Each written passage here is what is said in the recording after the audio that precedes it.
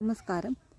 A to സെറ്റിൻ്റെ പുതിയൊരു വീഡിയോയിലേക്ക് എല്ലാവർക്കും സ്വാഗതം. എല്ലാവിധ പെൻഷൻ അറിയിപ്പുകൾക്ക് വേണ്ടി നമ്മുടെ ചാനൽ സബ്സ്ക്രൈബ് ചെയ്യാനും ലൈക്ക് ചെയ്യാനും മറക്കരുത്. തെരഞ്ഞെടുപ്പുകൾ വരാൻ പോകുന്ന സാഹചര്യത്തിൽ സംസ്ഥാനത്ത് പെൻഷൻ ഉൾപ്പെടെ വർദ്ധിപ്പിക്കാൻ നീക്കം. പെൻഷൻ ഗുണഭോക്താക്കൾക്ക് സംസ്ഥാനത്ത് 6 ലക്ഷം വരുന്ന പെൻഷൻ ജീവനക്കാർക്കും ക്ഷാമാശ്വാസ കുടിശ്ശികയും വിതരണം ചെയ്യാൻ സർക്കാർ തീരുമാനിച്ചു. സർക്കാർ സഹായത്തോടെ പെൻഷൻ കൈപ്പറ്റുന്ന പെൻഷൻ ഗുണഭോക്താക്കൾ വിവിധ ഇനങ്ങളിലായി സാമൂഹ്യ സുരക്ഷാ പെൻഷൻ കൈപ്പറ്റുന്നവർ ഇവർക്ക് ആനുകൂല്യം എത്തിച്ചേരും.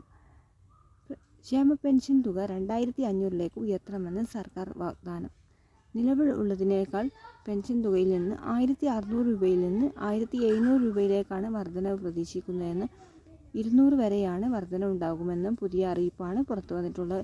ഡിസംബറിലുള്ള തുക വിതരണം ആരംഭിച്ചു.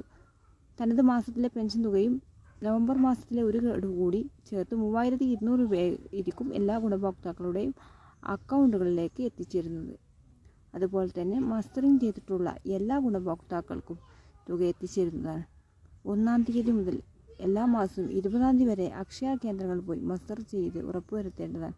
അല്ലാത്ത പക്ഷം നിങ്ങളുടെ നഷ്ടപ്പെടുന്നതാണ്.